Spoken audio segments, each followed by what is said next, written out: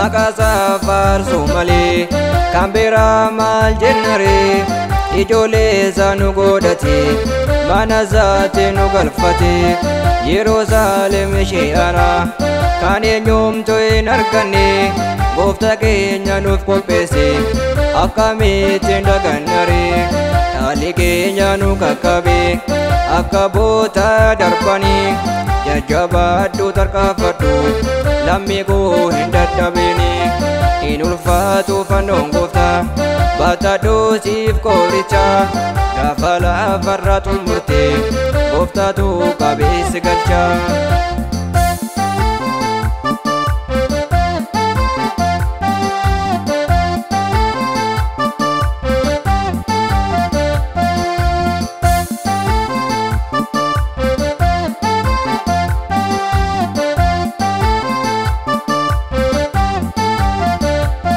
warra dhugaaf jedhanii akka boota darbanii isa gooftaan agarsiise biyyicha kan argatanii humna kootii yoo dadhabe gooftaa kootii irkadhe isa anaaf ka'ame akkamittiin dhaabare bitaa mirga kun jedhu duwwa koo dhaggeeffadhu dura kootaan adeema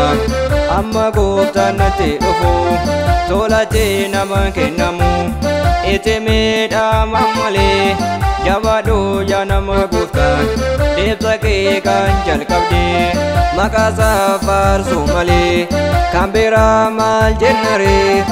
ijoollee isaa nu godhate mana isaatti nu galfate Yerusaalem ishee haaraa kan eenyumtu hin arganne gooftaa keenya nuuf qopheesse akkamittiin dagannare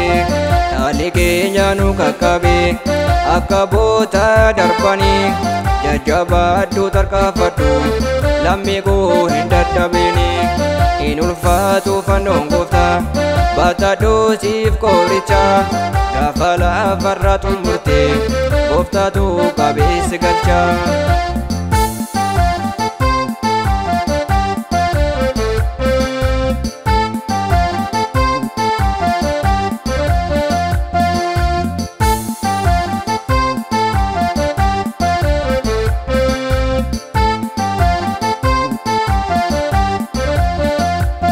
biyya rakkin hin jirre karaa hundaan guutuu taate gooftaa keenyatu nuuf kenne kanaaf abdiidhaan eegganne tokkummaadhaan wal utumne obboleeyyan waliif taane gaafa gooftaan nu furate maqaasaa faarsin ammallee bara baraan jiraatti lubbuun keenya hin duutu gammachuudha yeroo martu gaddi achi keessa seenu maqaasaatiif dhaabbanne bara bara faarfanna inni dhaala sanuu fire maqaasaa jiraataadha.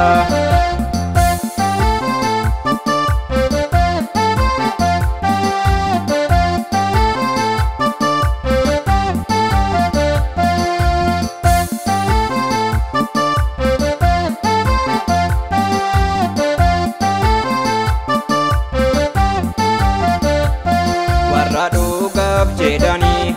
nama dura tuffatamanii gooftaatu isaan badhaasa isa bira kaawwatanii isa laafatti ilaalte tuffattee bira dabartu gooftaatu sitti murteessa keessa deebii hin qabu dhuga malee soba hin qabu dharri mana isaa iseenu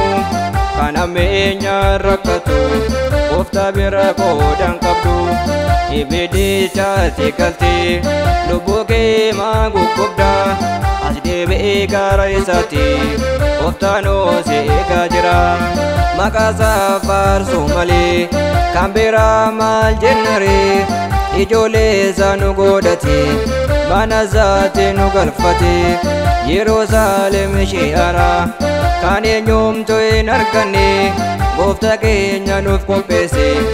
akkamittiin dagannare dhaalli keenya nu qaqqabe akka boota darbanii jajjabaadhu tarkaanfadhu lammii koo hin dadhabini in ulfaatu fannoon gooftaa baatadhoo siif qoricha gaafa lafarraa xumurte gooftaatu qabeessi galcha.